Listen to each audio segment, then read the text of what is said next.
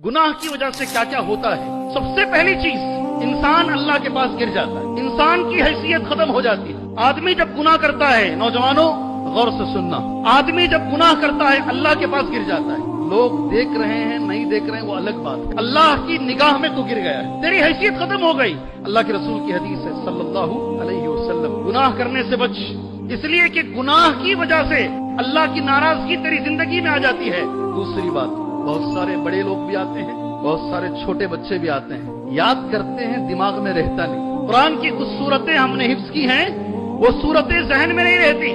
बच्चा कितना कोशिश करता है पढ़ने की, मगर वो इल्म उसके दिमाग में नहीं रहता। अच्छे से याद रखो, उलमा ने ये भी लिखा है, अगर कोई कुरान याद करके भूल रहा है, खाली हाफिज साहब नहीं, आप लोग भी कुरान याद करके भूल जा रहे हैं, दिमाग में कुरान नहीं रह रहा है, हो सकता है तुम्हारे गुनाहों की वजह से कुरान तुम्हारे जहन से जा रहा है।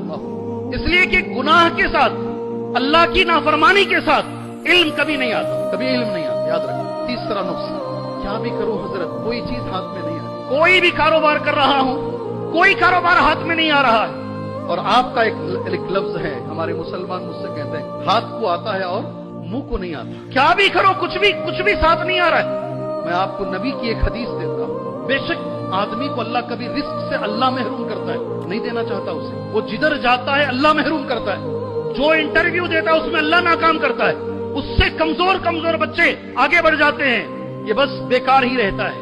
बेशक आदमी रिस्क से महरूम कर दिया जाता है, उसके लिए रिस्क के दरवाजे बंद कर दिए जाते हैं, उस गुनाह की वजह से जो वो कर रहा है।